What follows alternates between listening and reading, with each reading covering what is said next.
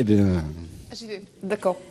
Donc c'est un exercice auquel je suis soumise aujourd'hui, qui n'est pas forcément dans mes habitudes, mais qui est peut-être dans la continuité des deux interventions de ce matin.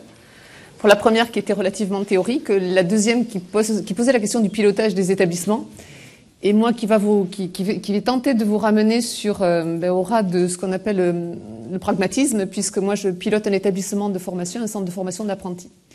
Donc en prise avec toutes les questions abordées ce matin, mais probablement avec un autre regard, puisqu'on est je représente un peu le regard de celui qui essaie de mettre en œuvre ou de traduire ce qui se passe notamment au sein des universités, avec l'élaboration des corpus de savoir, et la traduction qu'on peut en faire au niveau de nos établissements avec nos équipes de formateurs. Donc nous évoluons dans un environnement très complexe, beaucoup d'acteurs, mais ceux qui sont inscrits déjà dans les centres de formation d'apprentis ou dans la pédagogie de l'alternance le savent. Et dans un contexte qui évolue actuellement énormément, que ce soit au niveau des financements, du politique, comme nous spécifiquement dans la branche du bâtiment et des travaux publics, puisque je dirige un établissement de formation d'apprentis dans le bâtiment et les travaux publics à Bordeaux, donc dans la région Aquitaine. Donc mon intervention, elle vise à essayer de comprendre ce qu'on met en place dans nos établissements pour répondre à cette difficulté qui est de mettre en œuvre la pédagogie alternée, et puis d'essayer de communiquer avec vous sur quelques éléments de réponse que j'ai essayé de mettre en place dans mon établissement. Voilà. Donc c'est vraiment une interrogation sur le pilotage de nos établissements, comme l'a évoqué Jean Clénet ce matin, qui est probablement une des conditions de l'activation de ce lien entre deux pôles de formation, ou un pôle travail et un pôle formation. Donc je suis, moi, dans le milieu de l'alternance depuis tout le temps, puisque j'ai débuté dans une chambre de métier en tant que formatrice, conseillère en formation, puis dans une école d'administration pénitentiaire en tant que chef de département, et là, donc, je suis en direction d'un établissement. Donc j'ai à la fois croisé différentes manières de mettre en place l'alternance, mais sur différentes fonctions aussi. Donc à la croisée de plusieurs chemins. Donc c'est le fruit d'une réflexion ou d'interrogation de 25 années bientôt. Et peut-être qu'on peut justement en discuter ensemble. Donc moi je suis réseau BTP, ça veut dire 75 établissements et on forme entre 50 000 et 60 000 apprentis dans notre réseau. Nous avons une organisation qui est départementale à ce jour, c'est-à-dire vous aviez un établissement dans chaque département et qui est en train de se régionaliser. Donc là aussi il y a des questions qui peuvent se poser sur la façon dont on organise la transmission des savoirs, notamment en régionalisant nos établissements, et qui pourrait interroger la question de la singularité qu'a évoqué tout à l'heure Jean Clénet. Mais peut-être que ce n'est pas perdu. Enfin, on doit pouvoir faire des choses malgré tout. Donc, notre mission à nous, et la question a été aussi évoquée ce matin, c'est de former, de professionnaliser, mais d'éduquer aussi. Donc, la branche du BTP se caractérise par le paritarisme, c'est-à-dire nous ne sommes pas une branche patronale, même si parfois on peut être associé au patronat du fait qu'on est dans l'apprentissage. On a des syndicats de salariés et des syndicats de patrons qui dirigent nos établissements. C'est ma foi intéressant puisque ça constitue, ça structure même des contre-pouvoirs au sein de la gestion de nos établissements. Mais ça, en corollaire, on a aussi la nécessaire négociation en permanence, que ce soit dans la mise en place des organisations comme dans le management de nos équipes. C'est-à-dire la négociation, elle devient structurelle. Elle est à la genèse même de notre branche. C'est pourquoi aussi on parle d'éducation au même titre qu'on parle de professionnalisation. On éduque et on professionnalise. Et ce sont des processus qui sont intégrés et non pas distants. Ce qui fait que dans nos organisations, nous avons à la fois un service formation et un service socio-éducatif, qu'il est nécessaire, bien sûr, d'essayer de faire travailler ensemble.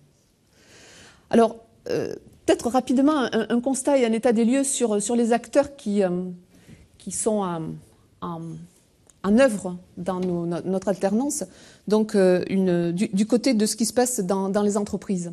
Pourquoi c'est important? Parce que c'est peut-être ce qui nous a amené ou qui m'a amené à réfléchir encore plus sur notre posture de formateur, à savoir le Grenelle de l'environnement a engendré une modification de l'approche de notre construction, à savoir nouvelle réglementation au regard d'une performance énergétique des bâtiments. Ça veut dire quoi? Ça veut dire qu'il faudra qu'on consomme moins. Le secteur du BTP est sûrement un des secteurs qui consomme le plus d'énergie. Donc la plus forte pression en matière de réglementation est venue sur les entreprises du BTP, et sur la construction elle-même. On va essayer de moins consommer. Mais du coup, pour moins consommer, ça veut dire qu'il faut construire différemment, ça veut dire qu'il faut avoir une approche différente de la construction. Ça a impacté sur quoi? Nouveaux matériaux, nouvelles méthodes, nouveaux processus, nouveaux fournisseurs de matériaux, à savoir des matériaux qui sont de plus en plus aboutis.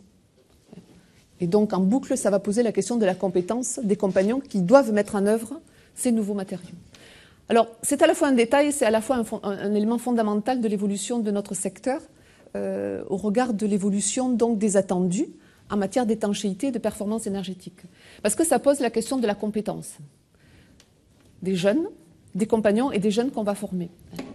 Donc là, ça nous a mis, ou du moins ça m'a mis un peu en question, mais avec nos équipes aussi, qui dans un premier temps ont tendance à mettre de côté cette révolution, on pourrait dire, en argumentant du fait que de toute façon, nos métiers restent les mêmes. Il faut savoir que dans le BTP, on a de fortes corporations, et c'est historique, ça date des temps ancestraux. On a les plombiers, on a les maçons, on a les bâtisseurs de cathédrales. Et on est dans cette logique-là d'un grand corporatisme et d'une forte identité professionnelle. Alors à la fois c'est bien, parce que ça structure vraiment des identités professionnelles, et à la fois ça peut être un frein au changement quand il y a une révolution en matière d'attendus et d'approche globale de la construction. Donc ça veut dire concrètement des entreprises très diversifiées sur ce qu'on pourrait appeler un même métier. Vous avez des entreprises qui vont poser, quand d'autres entreprises vont construire ou fabriquer, avec des apprentis qui peuvent être dans le même type d'entreprise. Voilà. Donc, quid, la question qu'on se pose en corollaire au niveau du CFA, mais pour le coup, qui est une question prégnante en matière de pédagogie alternée, qu'est-ce qu'on fait au CFA? Avec cette diversité d'attendus dans l'entreprise et de vécu dans les jeunes qui sont en activité dans ces entreprises-là. Donc, du coup, la posture de réflexion et de changement, elle nous est complètement impactée par cette évolution des lois et de la réglementation. Voilà un peu du côté des entreprises et des maîtres d'apprentissage. Pour ce qui est de la population de nos enseignants, il faut savoir qu'on a une formation, je dirais, normée, prescrite, institutionnelle, qui est la formation de nos formateurs au sein de notre réseau. Actuellement, il est aussi en réforme, c'est ce qu'on appelle un DAFA, formation de formateurs en alternance. Donc ça veut dire que tous les formateurs entrant ou appartenant à notre réseau sont censés bénéficier de cette formation. Ce qui induit comme mode de fonctionnement dans nos séquences de formation une typologie assez classique, à savoir on est plutôt sur la pédagogie par objectif, donc une approche plutôt comportementaliste. On est plutôt sur des méthodes inductives. Pourquoi? Parce que nos jeunes sont plutôt des populations de niveau 5, de niveau 4 et de niveau 3. Mais ça part de l'idée que partir du concret, c'est peut-être plus opportun pour construire de la règle ou pour construire des savoirs. Donc voilà, ce sont des grands axes pédagogiques qui viennent guider un peu nos pratiques de formation en matière d'alternance. Dans la façon dont les formateurs se représentent l'alternance, et c'est Pierre Parage avec qui on a travaillé, mais je reviendrai dessus après sur la collaboration, donc qui est consultant, mais qui est aussi intervenant pour le CNAM. Dans la façon de se représenter les choses, les enseignants pensent que les savoir-faire de base et les savoirs associés, je dirais technologiques, pour reprendre les termes des référentiels de formation et métiers, doivent se dérouler au CFA. Sachant que le complément ou l'ajustement va se dérouler au sein de l'entreprise. Donc dans leur représentation, on apprend au CFA les bases du métier, les savoirs fondamentaux. Et on ajuste plus ou moins dans l'entreprise. Alors, est-ce que cette posture est bonne ou mauvaise? Je ne sais pas. Ce qui est sûr, c'est qu'ils se disent qu'au moins ils partiront avec les bases, ou ce qu'ils considèrent comme les bases patrimoniales du métier de plombier, de maçon, de peintre. Voilà. Mais du coup, ça veut dire que, et là je reviens à la question du pilotage, dans la mesure où ce n'est pas piloté, ça laisse libre cours, alors soit à l'initiative, soit au laisser-faire, de chaque formateur ou à son investissement dans la formation. Alors, donc une formation au centre de formation très axée sur le résultat, sur la performance, pédagogique par objectif, donc, et sur la compétence à acquérir. Et donc des situations de formation qui sont un peu planifiées, on dira, et pas toujours en lien avec ce que vit, ce que travaille le jeune en entreprise.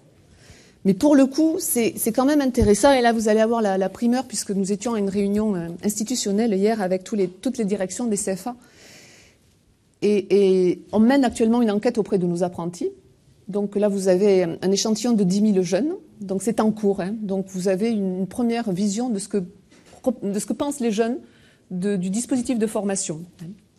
Et alors, l'avis qu'ils ont sur l'enseignement général, donc échantillon de 10 771 exactement, sur l'enseignement général, 49% des apprentis perçoivent la formation en enseignement général comme plutôt intéressante. Et 6% de plus, très intéressante. Donc on se retrouve à peu près avec 54% des jeunes qui estiment que la formation dans le domaine général est plutôt intéressante. L'avis sur l'enseignement professionnel, c'est quand même très intéressant. Ils perçoivent de façon très intéressante ce qui se fait au CFA à 50% et très intéressante à 38%. Ça laisse penser qu'on a un indice de satisfaction de 88% des jeunes, ça c'est en direct, sur ce qui est mis en place dans les établissements. Alors je vois des sourires, mais je ne vous cache pas que j'ai un doute aussi, sinon on ne se poserait pas des questions. Ce que ça signifie, c'est que dans leur perception des choses, c'est plutôt un endroit où l'on apprend, et où on apprend des choses qui viennent conforter leur propre représentation du métier. Pour le coup, moi j'ai une analyse qui est un peu décalée, un peu différente, et pour en avoir pas mal discuté avec Paul Olry, on a parfois l'impression que dans nos métiers, on est sur le musée des métiers. Donc on se retrouve dans cette alternative où nous, on a parfois l'impression qu'on est un peu sur des savoirs ou des compétences ancestrales ou patrimoniales, mais des jeunes qui s'en satisfont. Donc c'est intéressant quand même à creuser. Alors il y a une deuxième série de questions où ce que j'apprends en CFA me sert dans mon travail en entreprise.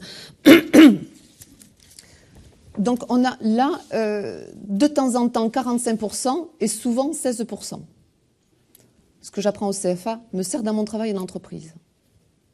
Donc on a à peu près 61% des jeunes qui se servent plus ou moins de ce qui est appris au CFA.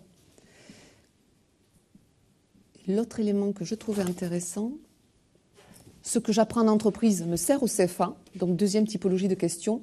Et là, c'est de temps en temps 38% et souvent 34%. Donc c'est plutôt malgré tout des éléments intéressants. Alors, la question que l'on peut se poser, est-ce que ça vaut vraiment le coup de remettre en question les choses, puisque tout le monde a l'air content. À la fois les apprentis, les formateurs, ils sont très contents que les choses ne bougent pas trop. Et moi, je me dis, en tant que pilote ou directeur, moins ça bouge, plus c'est satisfaisant pour le management. Alors, oui, puisque nous, c'est toujours au regard de l'évaluation du risque social et financier. Donc, quand financièrement, on essaie que ça aille bien et si le social va plutôt bien, continuons comme ça. En revanche, on est parti d'une autre idée. On est parti de l'idée que si on continuait comme ça, on prenait le risque de devenir effectivement le musée des métiers. Du moins, ça a été mon approche de la situation. Alors, pourquoi pas, hein ? Pourquoi pas être l'espèce d'endroit où on apprend les vraies bases du métier de plombier, du métier de maçon, du métier de plâtrier. Mais on s'est dit qu'il y a peut-être des gens qui cherchent ailleurs, notamment les universitaires, qui pourraient nous amener un autre angle de vue quant au savoir-faire que nous pourrions enseigner au sein de nos établissements. Pourquoi on s'est posé cette question-là ? Parce que les matériaux, les méthodes, les process bougent, ce que j'évoquais avec vous, bougent très vite. Donc, comment on va faire les choix au sein de nos établissements de ce qu'il est important de faire chez nous, en laissant la partie qui relève de l'entreprise? Comment on effectue les choix pédagogiques en matière de stratégie de formation alternée? Et comment on anime des situations de formation qui formeront au mieux des jeunes qui, déjà en sortant du CFA, devront mettre en œuvre d'autres matériaux ou d'autres process? Voilà. Donc, vraie question, alors à ce jour, on n'a toujours pas la réponse, hein, mais on est venu chercher du côté de l'université, notamment ici à Gros-Sub-Dijon, avec Pierre Olry, Claire Thoumen et Claire Masson, et en continuité avec Pierre Parage, des gens qui avaient réfléchi un peu sous l'angle de la didactique professionnelle. Et on a essayé de mettre en mouvement un peu nos équipes sur ces chantiers-là. C'est-à-dire comment on va prioriser nos enseignements au sein des CFA. Alors, juste peut-être de façon synthétique, et on pourrait y revenir, ça fait 2 ans qu'on a commencé ces travaux-là, et avec des maçons et des menuisiers.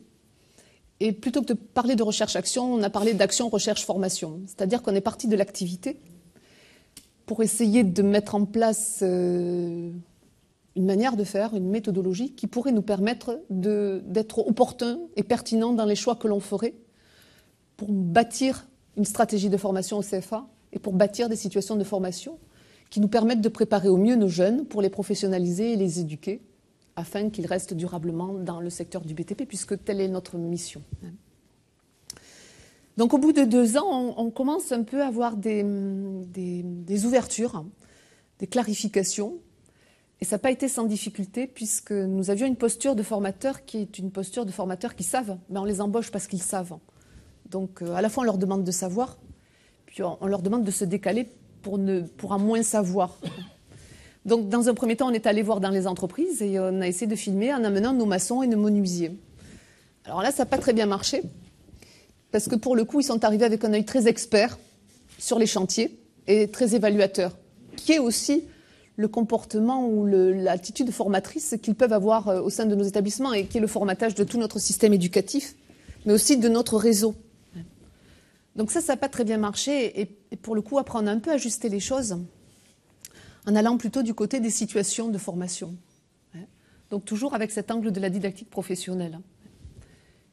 La situation qu'on a fini par élaborer en essayant de conceptualiser à partir de là des choses qui soient traductibles ou transmettables ou transférables, c'est un mur. Pour nous, c'est assez important chez les maçons, avec des concepts organisateurs autour de planéité et aplomb.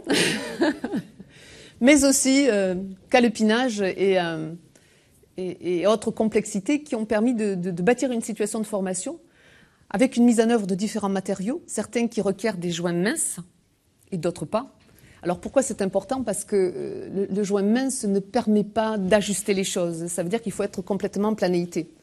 Lorsque vous utilisez des mortiers, vous pouvez toujours ajuster votre bloc de béton pour arriver à retrouver une planéité. Si le mur n'est pas plan, ou les premiers rangs ne sont pas plans, vous avez votre mur qui ne permet pas ensuite d'être étanche. Et je reviens à la réglementation. Donc, qui dit étanchéité dit performance énergétique.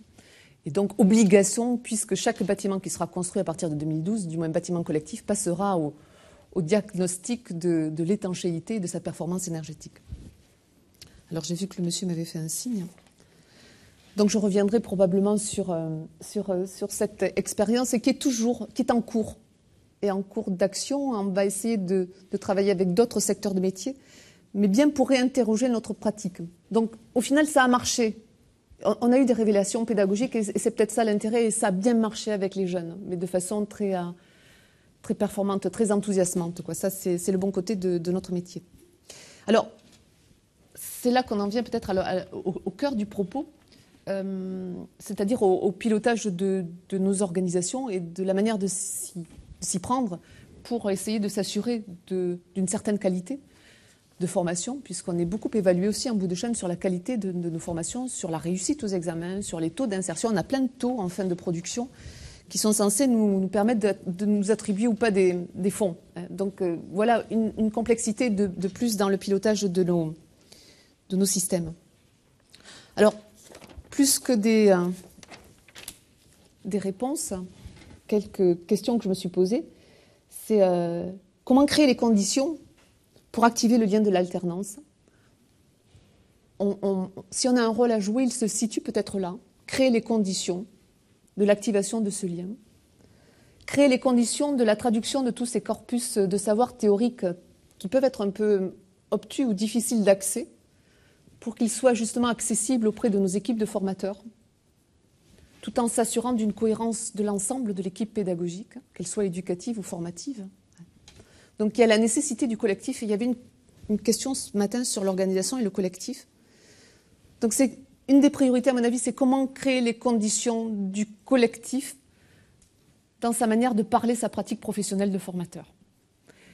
Et s'il y a une singularité peut-être à avoir ou à construire, parce que moi aussi je pense que tout ce champ de l'alternance est à déblayer et à reconstruire avec peut-être un autre angle de vue, c'est à la genèse même de l'organisation de nos établissements, c'est créer les conditions du travail collectif, sur une réflexion sur sa pratique professionnelle.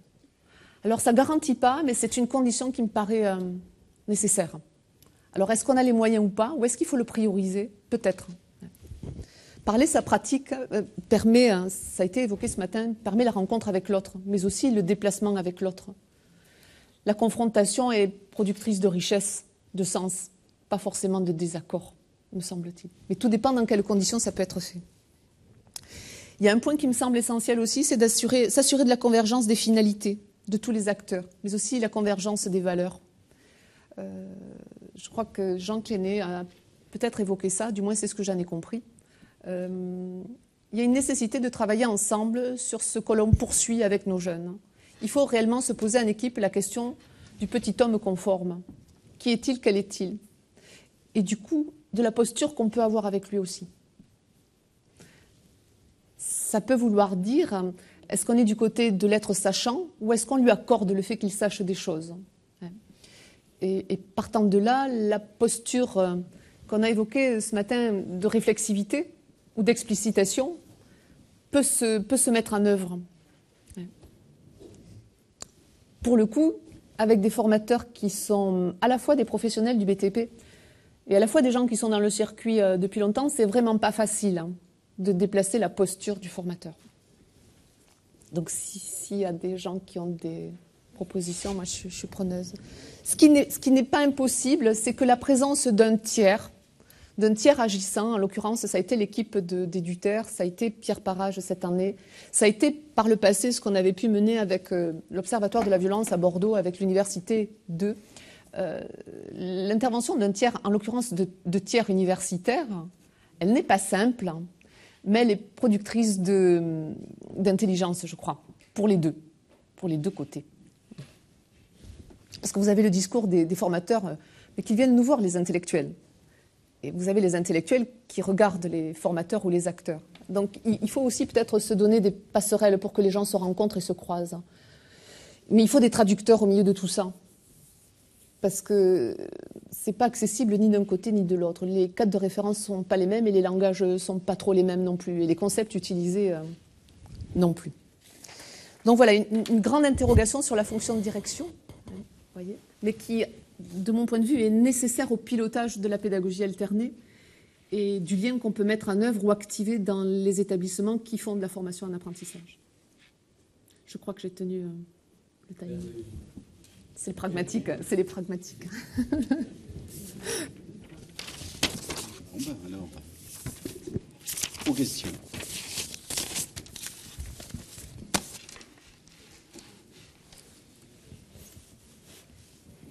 Trop simple.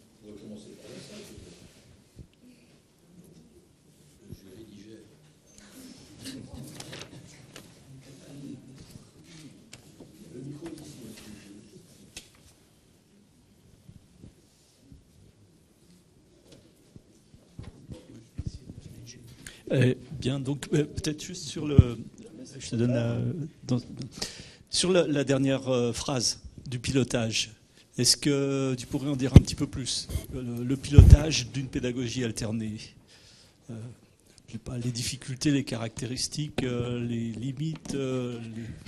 Alors, je vais prendre une métaphore que j'utilise souvent, mais qui est un peu la réalité de nos établissements.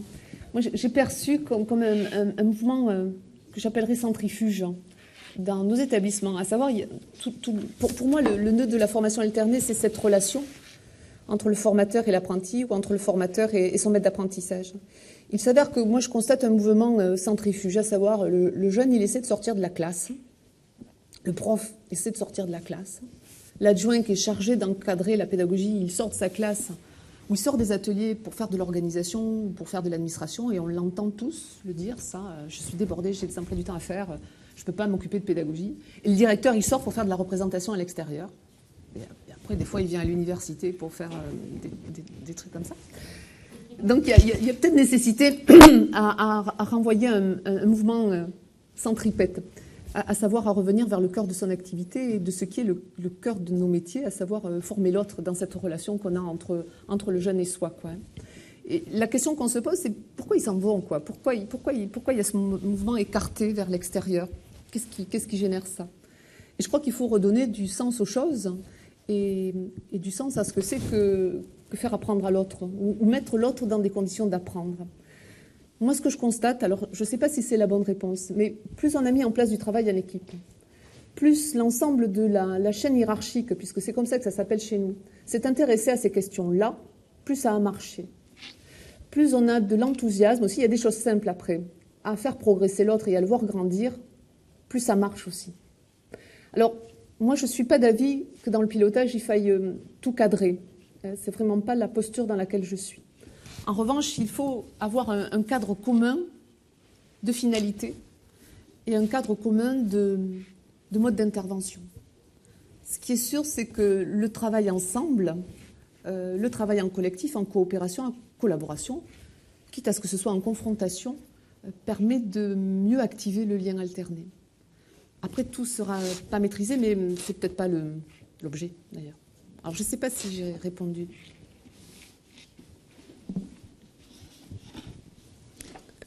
Enfin, une question sur ce que vous avez dit sur les formateurs qu'il faut qu'ils comprennent que les apprentis sont des sachants. Est-ce qu'il y a une différence entre les formateurs d'enseignement technique et les formateurs d'enseignement général? Et est-ce que vous avez... enfin, je sais pas, il y a peut-être quelque chose autour de l'identité du formateur, c'est-à-dire qu'il se prend plus pour être un professeur qu'un formateur, c'est-à-dire tout le travail autour de ça. Enfin, je sais pas, est-ce que vous avez creusé à ce niveau-là? Alors, c'est là qu'on peut constater une grande disparité de posture. Et globalement, on a plutôt des... Alors, sur le champ professionnel, on a des formateurs qui sont des pairs. Donc, ça aussi, ça a une incidence sur l'effet facilitant, même si les méthodes ne sont pas forcément très structurées, très construites. On est sur l'évaluation de la performance. Donc, on essaie de faire correspondre... on apprend un process, on apprend un mode opératoire et on essaie de voir s'il correspond à ce qui est attendu. On ne se pose pas forcément la question du contenu de l'activité elle-même et de sa complexité. C'est le jeune qui doit apprendre et s'il ne sait pas faire, on refait faire. Alors, je ne sais pas si j'ai répondu. Sur l'enseignement général, c'est peut-être un peu différent, quoique. On est sur... mais il y a deux niveaux de travail actuellement. On peut être sur du cours traditionnel, même si on essaie toujours de le rattacher à une situation de professionnel.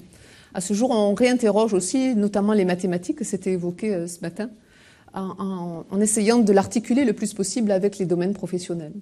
Donc du coup, là aussi, on a repositionné la partie professionnelle et l'activité elle-même en lien avec l'enseignement des mathématiques ou de la physique. Je n'ai peut-être pas répondu. Non. Quoi, Alors je vais peut-être juste vous donner l'exemple qu'on a vécu à travers le travail d'action, de recherche et de formation qu'on a mené avec nos collègues là. Donc on a mis une situation de formation sur l'élévation de murs, 3 types de murs, du béton cellulaire, de la brique monomure et du parpaing. Et au final, le formateur, qui était sûrement un des formateurs les plus réfractaires, formateur de pratiques professionnelles, s'est mis en situation de faire. Et quand il est agissant, ça marche, quoi. Et il me dit, j'ai fait un peu comme vous, il me dit, j'ai fait expliciter les choses et ça a super bien marché. Et tout d'un coup, il y a une révélation de son point de vue à lui qui se dit, je me déplace et si je considère que le jeune, je vais essayer de l'accompagner dans la compréhension de l'activité, dans sa propre compréhension quand il est en action dans l'apprentissage, ça marche. Et ça a marché. Donc ça, c'est la meilleure preuve d'un changement de posture, d'une révélation. Et les jeunes s'en sont trouvés vraiment... là aussi, ça a marché aussi, quoi. Donc là ça a super bien fonctionné. Ça voulait dire un engagement dans l'activité de formation, un engagement du formateur qui maintenant fait ça comme M. Jourdain, quoi. Il en fait... voilà. Donc il y a déplacé la posture de nos formateurs, oui. Voilà, moi, je voulais vous demander quelle avait été la place des entreprises, parce qu'on les voit très bien en amont, puisque votre point de départ, ça a été cette nouvelle réglementation qui impacte directement des entreprises qui peuvent être des grosses entreprises, mais j'imagine qu'il y a des petites et moyennes et de l'artisanat et que c'est pas toujours facile par la multiplicité et puis l'activité elle-même. Et donc c'est le point de départ, la réflexion sur le métier. On voit bien aussi comment la force centripète se remet au cœur de métier autour de l'apprenti. Est-ce que vous avez pu impliquer les entreprises dans ce travail d'évolution et de changement après, au-delà du point de départ, et de quelle manière? À ce jour, non. À ce jour, on laisse le lien entre les deux pôles se mettre en œuvre comme il s'est toujours plus ou moins mis en œuvre, avec toute l'instrumentation qu'on connaît. Je n'en ai pas parlé, mais les livres d'apprentissage, les fiches navettes, les allers-retours, bon voilà. Ça on connaît tous et ça se travaille comme ça. À ce jour, non. À ce jour, on a une telle disparité. Je vais vous prendre l'exemple de la construction au Saturbois. Ça peut aller du charpentier qui va faire son plan, faire son épure, tailler sa charpente et bâtir le Saturbois. Et à l'autre bout de l'entreprise, ça va être une entreprise qui est sur un process industriel et qui pose et qui devient un poseur de construction au Saturbois. Donc on a des jeunes qui sont dans ce continuum d'entreprise qui peut aller de cet endroit à celui-là. Et devant ça, on ne sait pas forcément encore trop répondre.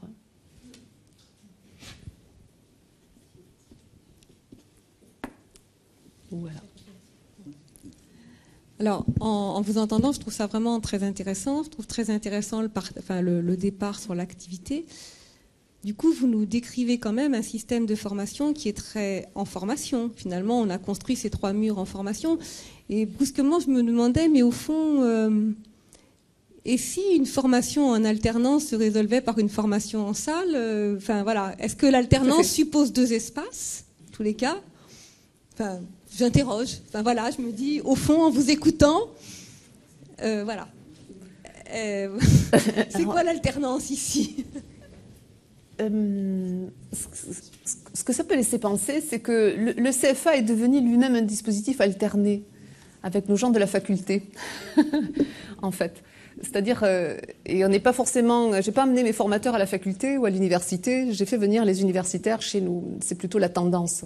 Ils viennent chez nous, on aime bien les voir. C'est pas que pour ça, parce que mes formateurs, ils iront jamais, certains, ça va pas les intéresser d'aller à l'université de toute façon. Donc on est, oui, sur ce principe de... Alors là, vis-à-vis des personnels et des formateurs, sur un principe de professionnalisation alternée. Mais avec une activité de recherche aussi. Quand je vous dis je ne sais pas, bien sûr qu'on sait un peu, on fait des choses, je veux dire, il y a des apprentissages au niveau des savoir-faire qui sont mis en place et il y a des progressions qui existent. Mais pour savoir comment, à l'avenir, nous allons faire des choix pédagogiques, sur quels fondamentaux, est-ce qu'il s'agit de garder au CFA ce qui relève du patrimoine du métier ou de compétences clés à acquérir, ou on parle aussi, nous, dans notre réseau, de compétences transversales, mais là, je ne sais pas bien ce que c'est non plus. Je crois qu'il y a des choses à voir du côté de la didactique professionnelle et des concepts organisateurs. Je pense vraiment qu'il y a des choses à voir de ce côté. Et ça, je l'avais découvert lorsque j'étais allée voir un staffeur au Grand Théâtre à Bordeaux, puisqu'on voyait là déjà que le rapport avec la matière et la façon dont le professionnel du staff organisait son activité était quand même significatif. Donc je pense qu'il y a des choses à aller voir de ce côté-là. Mais là, j'ai pas encore les réponses. En revanche, je pense que les réponses, on peut les trouver en équipe. C'est ça peut-être qui est différent. Puisque là, c'est une équipe de professionnels avec des profs d'enseignement général. On a mixé les groupes. On a menuisier, maçon, avec des profs de G. Là, il y a tout ce petit groupe qui réfléchit ensemble. Et c'est pour ça que c'était insécurisant pour eux aussi. Puisque dans la façon de leur présenter les choses, et c'est là peut-être qu'on a un peu ramé la première année, à savoir l'environnement nous conduit à changer. On forme depuis 30 ans, 20 ans, 30 ans de la même manière. Et l'environnement, en ce moment, il est très, très mouvant dans notre secteur. Donc soit on reste tel que c'est, puis on occulte les choses, les apprentis sont contents, tout le monde est content, donc pourquoi changer, hein? En revanche, on se rend compte aussi que dans le secteur du BTP, on constate des pathologies. Pourquoi? Parce qu'on n'arrive pas à travailler ensemble, et l'acte de construire n'arrive pas à être un processus intégré. On fonctionne par tranches. comme à l'école et dans nos systèmes disciplinaires où on fonctionne aussi par tranche, et dans nos référentiels, on fonctionne aussi par tranche. La façon dont évolue le bâtiment fait qu'on ne pourra plus fonctionner en tranche. Il faut une approche globale de la construction. On a des interfaces entre les métiers. Partant de là, on s'est dit, il faut absolument bouger. Il y a des gens à l'université qui réfléchissent à ces questions-là. Peut-être que ça vaut le coup de venir réfléchir ensemble.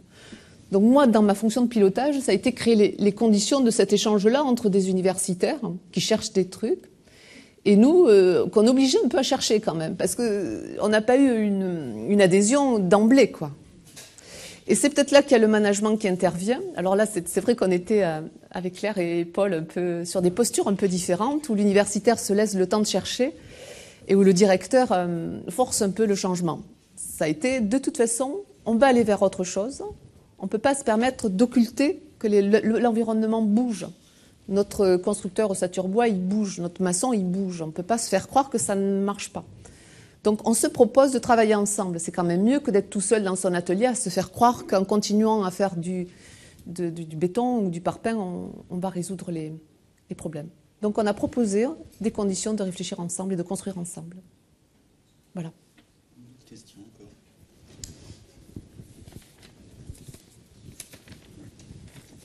Oui, comme le but, je pense, de ces conférences de consensus, c'est d'apporter plus de questions que de réponses.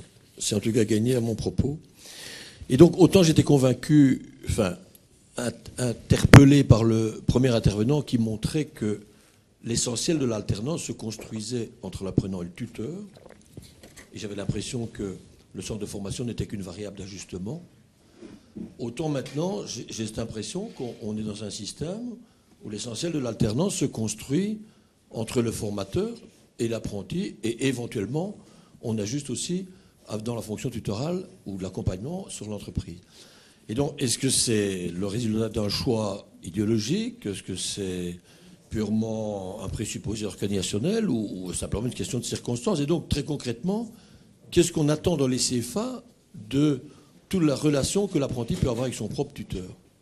Alors, là, c'est pas parce que j'en ai moins parlé que ça n'existe pas. C'est vrai que je suis passée dessus, mais ce lien-là existe. Vous avez les visites, vous avez la récupération du vécu dont on a parlé ce matin, où les jeunes et les formateurs sont parfois en souffrance parce que c'est un peu décalé. Donc tout ça s'est mis en place. Mais moi j'y constate des loupés sur la récupération du vécu, ou cette restitution du lundi matin, souvent, où chaque jeune va faire son tour de table, et vous l'avez sûrement dans toutes les formations alternées. C'est tellement décalé, distendu de ce qui se fait après, que ça perd son sens. Donc je pense qu'il faut la revisiter, cette question du mouvement entre un endroit et l'autre endroit. À ce jour, et dans plein d'établissements, quoi qu'on en dise, et malgré toute cette instrumentation, le gamin, l'apprenti, il est quand même un peu seul, porteur de cette interface entre les deux pôles. Et plus on instrumente, et j'ai l'impression que ça marche pas mieux. Voilà. Donc tout ça, ça existe, quoi. Mais est-ce que c'est par là qu'il faut prendre les choses? Je n'en suis plus sûre non plus. En revanche, ce qui a été intéressant dans l'expérimentation qu'on a menée, c'est quand on contextualise la récupération du vécu, ou ce que tu as fait en entreprise, notamment quand il construit son mur, le petit. Là, il y a toutes des images, parce que des choses, ils en font plein en entreprise, même si elles sont décalées par rapport aux attendus en matière de diplôme, parce qu'on est à ce jour encore calé sur des diplômes, donc il y a des minimums de choses à mettre en place, puisque les gens de l'éducation nationale, et c'était mon voisin, viennent nous contrôler. On est contrôlé énormément, d'où la complexité du management. Donc comment faire entre ce contrôle de nos activités et des situations d'évaluation et la réalité des activités des entreprises? Donc ça, c'est une vraie complexité aussi.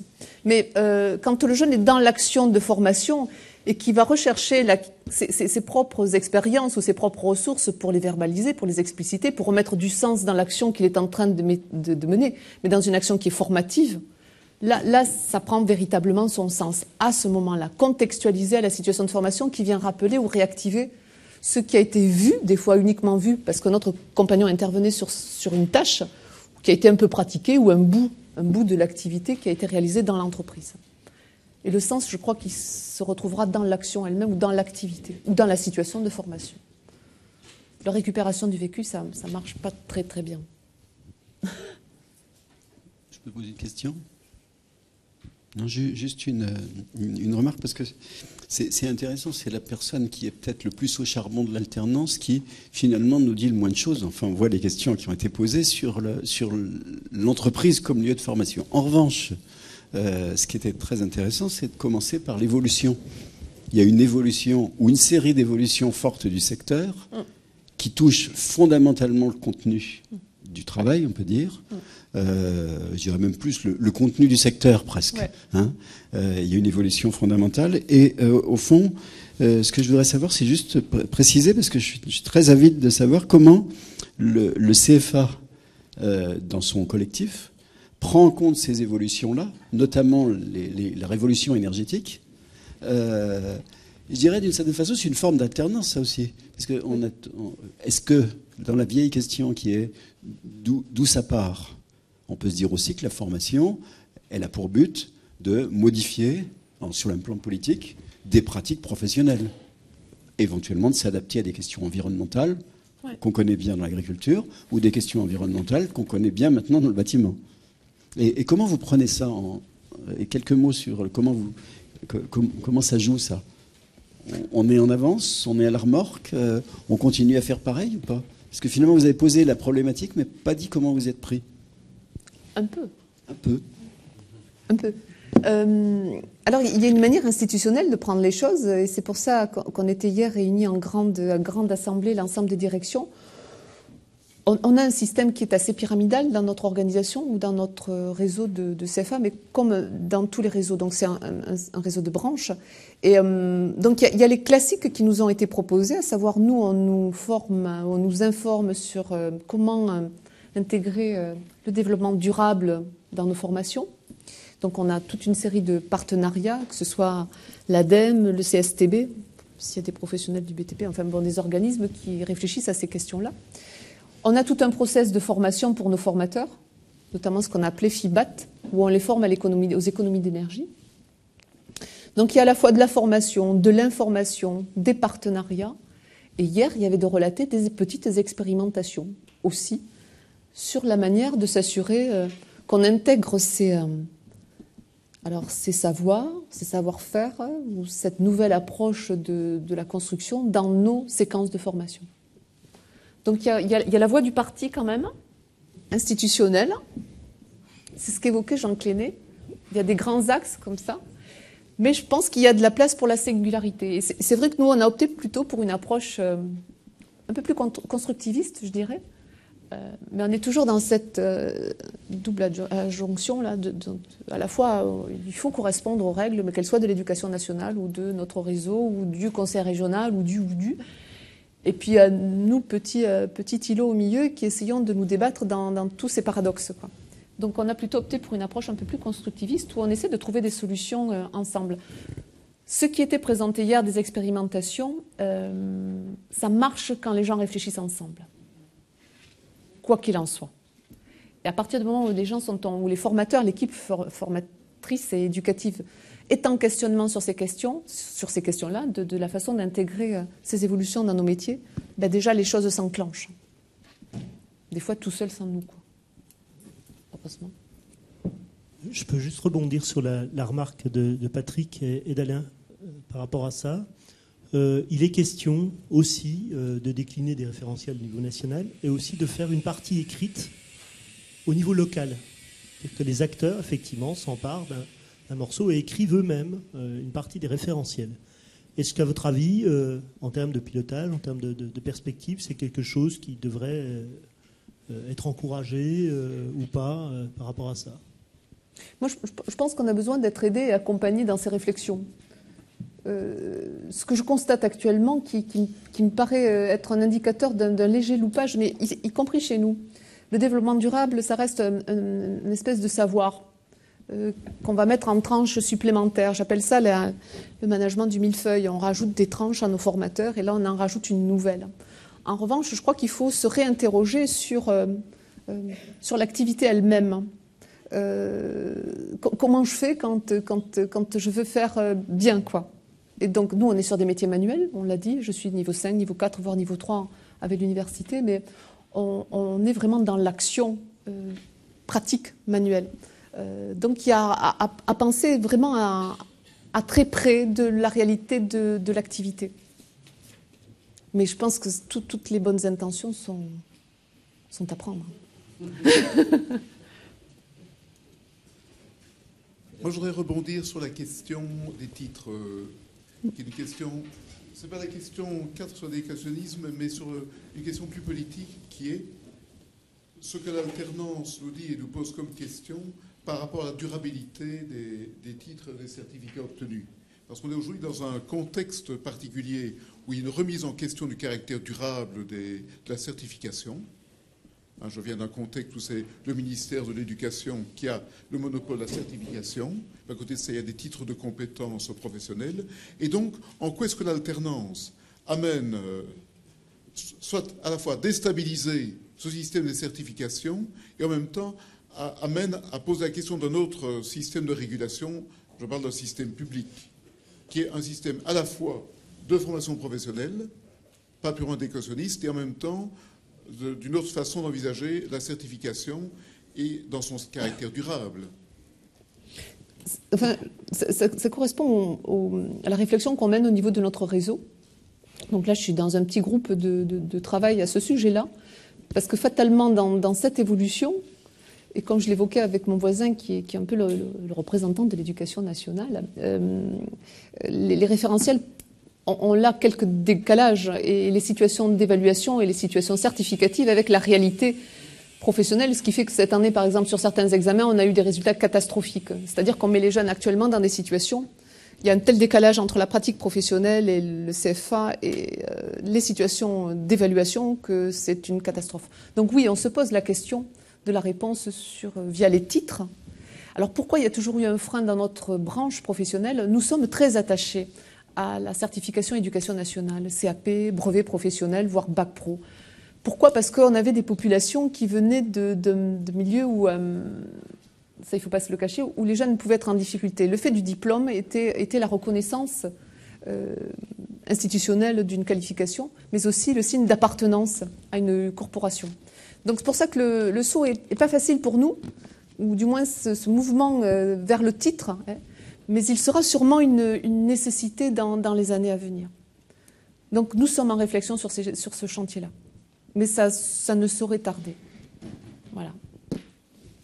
Mais il faut s'assurer de la durabilité de ces titres, effectivement, et certifications, pour les raisons que je viens d'évoquer.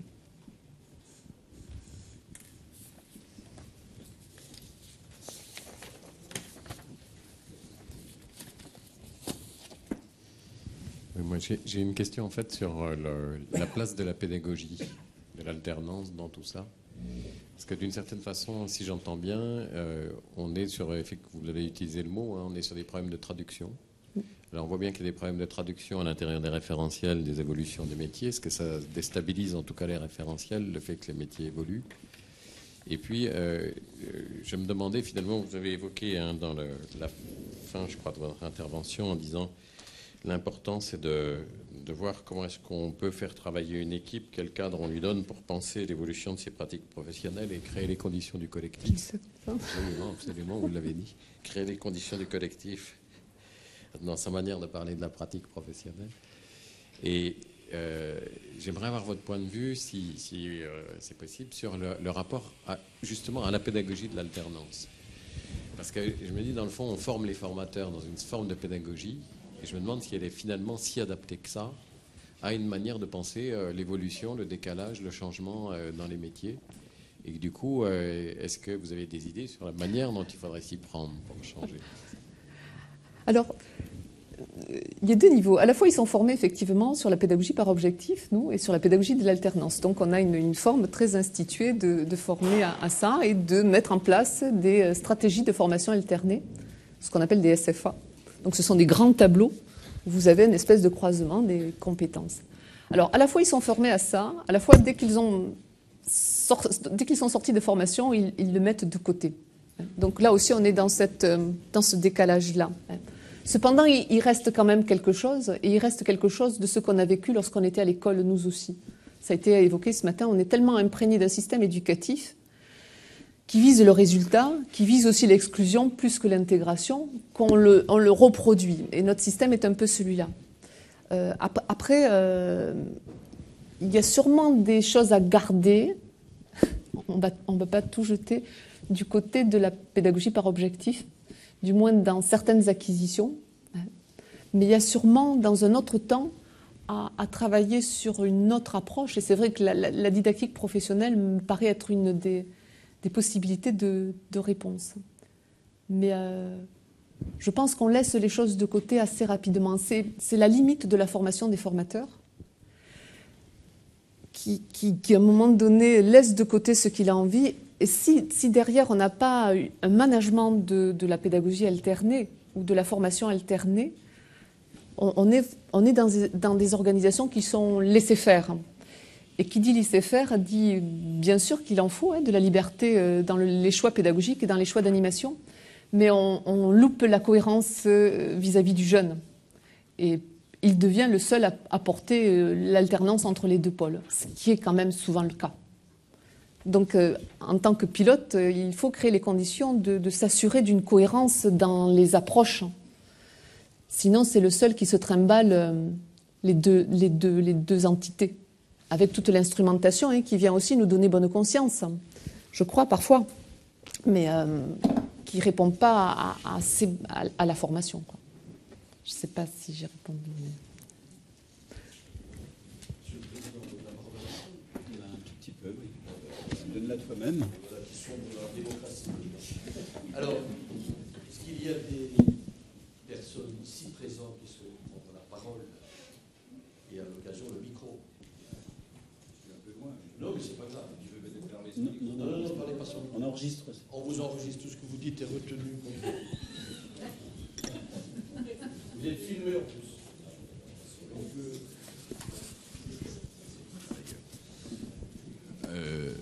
Jean-Marc Brochot, je suis actuellement chargé d'inspection de l'apprentissage à la DRAF ici à Dijon, donc sur l'ensemble des 4 départements bourguignons. J'assure cette mission après avoir été délégué régional à l'ingénierie de formation, où j'ai donc été amené à travailler beaucoup sur l'élaboration des référentiels qui correspondent aux certifications du ministère de l'Agriculture, enfin certaines d'entre elles en tous les cas, dans une période où on a beaucoup pris en compte l'analyse des métiers et donc fait évoluer la conception même de nos référentiels. Et précédemment, j'ai dirigé pendant de longues années un CFA. Donc je me suis bien retrouvé dans ce qui vient d'être dit.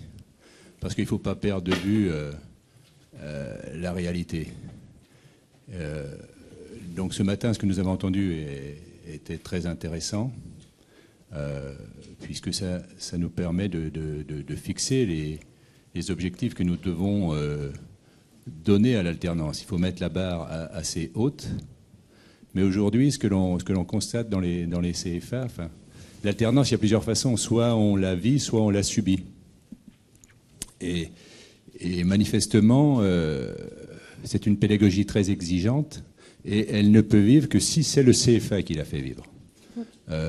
On a vu, là, et ça vient d'être dit encore, que souvent c'est l'apprenti finalement qui porte, qui est le vecteur essentiel de l'alternance et tout quasiment repose sur lui et quelquefois la liaison CFA-entreprise ne repose presque que sur l'apprenti. Alors que finalement, cette liaison, elle devrait vivre au service de la formation de l'apprenti. Et ce que l'on rencontre comme problème essentiel, c'est que l'exigence de l'alternance en matière de pédagogie, elle supposerait, en tous les cas, puisque ça a été quand même évoqué ce matin, la problématique de l'organisation, elle supposerait, tant en termes d'organisation d'équipes pédagogiques que de moyens mis à disposition des équipes pédagogiques, et voilà, ça supposerait plus de moyens justement que les CFA en ont aujourd'hui. Et aujourd'hui, la tendance, et c'est pour ça que c'est une réflexion comme celle conduite aujourd'hui est très importante, parce que je pense qu'il est urgent de remettre l'alternance et la pédagogie de l'alternance sur ses fondamentaux face à un courant, à un vent de banalisation qui souffle sur l'alternance actuellement. voilà, on la met un peu à toutes les sauces, mais on oublie, et aujourd'hui, c'est l'inverse que nous faisons. Nous revenons aux fondamentaux, mais force est de constater qu'on s'en est éloigné et que la tentation, entre autres, y compris dans notre propre institution, je parle du ministère de l'Agriculture, la tentation scolaire est très très forte. Le modèle scolaire est très très fort. Et ce n'est pas la réforme du bac professionnel qui va arranger les choses. Bon, je suis représentant de l'État, je ne devrais peut-être pas m'exprimer tout à fait comme cela, mais en même temps, voilà, ça peut être enregistré et répété, ça ne me pose aucun problème. Parce que je crois très fort à cette pédagogie de l'alternance et je me rends compte évidemment qu'on s'en éloigne. On échangeait quelques mots avec des participants ce matin et pourtant on a des points d'ancrage. Le collègue de l'Éducation nationale qui s'exprimait tout à l'heure, il abordait aussi le sujet la question des référentiels et il intervenait je crois, en prenant appui sur l'évolution des métiers et la difficulté que nous avons à prendre en compte l'évolution des métiers. Et il existe dans les innovations que nous avons mises en place depuis déjà plusieurs années et qui sont particulièrement valorisables dans les CFA, ce sont tous ces modules d'adaptation régionale, toutes ces unités capitalisables d'adaptation à l'emploi que nous pouvons écrire, changer pratiquement tous les ans, qui supposent pour les établissements un travail d'ingénierie, d'analyse de l'activité et d'élargir un peu le champ du référentiel de base. Et ça, c'est intéressant. Et ces modules d'adaptation professionnelle, même s'ils portent d'un diplôme à l'autre des noms différents, permettent, dans le cadre des CFA, une très bonne valorisation. Voilà, moi j'aurais encore à dire, mais on en reste là. Je vais juste peut-être répondre en 1 minute. Il y a, je pense, comme ça a été évoqué ce matin, nécessité à penser la pédagogie de l'alternance ou la formation alternée. Je ne sais pas le nom qu'on lui donnera. Parce que par rapport à ce que vous évoquez, même si politiquement c'est super porteur parce qu'on forme et on insère en même temps, et par rapport à l'employabilité des jeunes qui pourraient rester sur le carreau, c'est super bien. En revanche, à vouloir optimiser les dispositifs de formation, on mélange les publics. Nous, on s'y est toujours, enfin moi, farouchement, pas opposé, mais mis des freins, comme on peut faire, avec des fois tact. Parce qu'on y met du temps plein, on y met du salarié, on y met du jeune et qui est apprenti. On met tout ça en même temps au prétexte que c'est alterné et que la formation, elle peut se modulariser.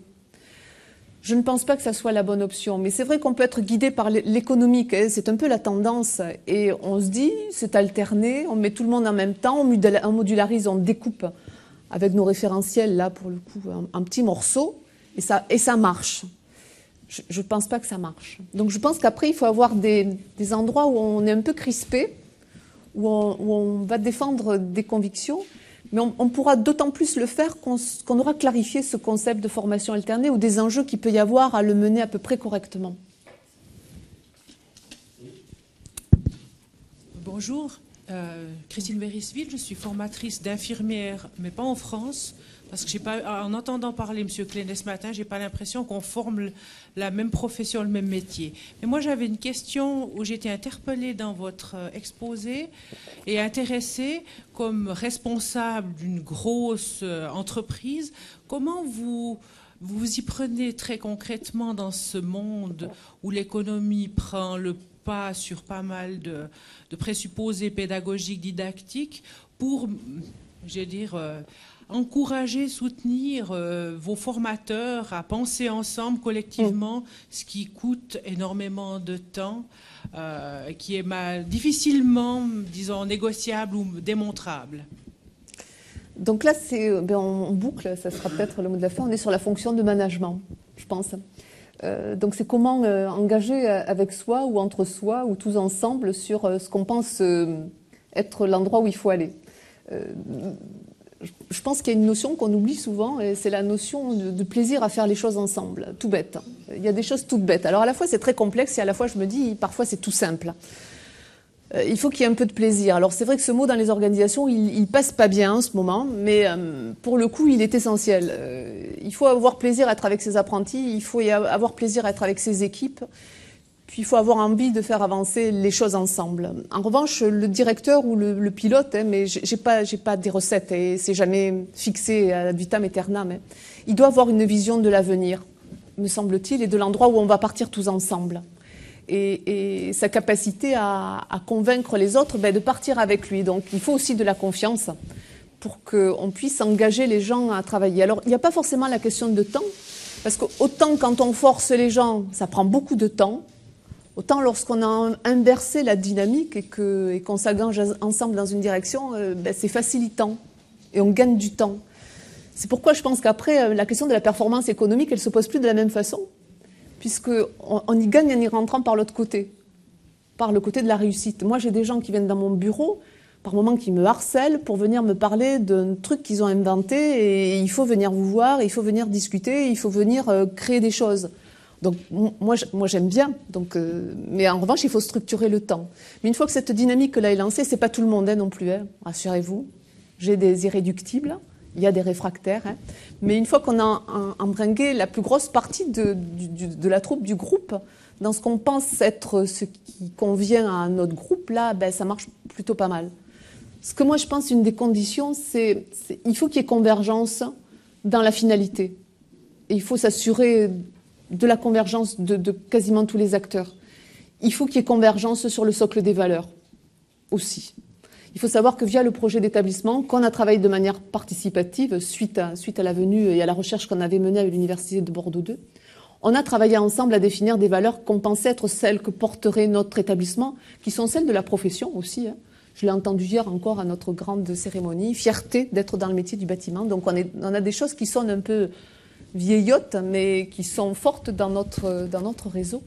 Donc on doit s'entendre sur un socle de valeurs communes et on doit s'entendre sur l'endroit où on va ensemble. Il y a nécessité de convergence. Voilà, ça c'est peut-être les conditions pour que ça marche le moins mal.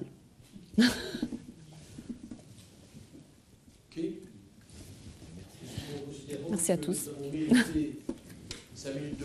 Je vais devoir prendre... merci à vous. Ouais, parce que j'ai l'avion à 16h. Et alors, 16h30. comme le public et vous êtes apparemment d'excellents apprenants, là, c'est il faudrait qu'on me l'appelle. Je vais peut-être aller voir Véronique. Ouais. Bon, c'était pas trop pragmatique.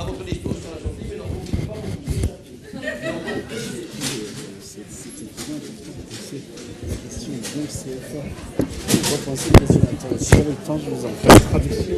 Ah, bien volontiers. C'était très bien. J'ai pas suivi auprès du groupe là.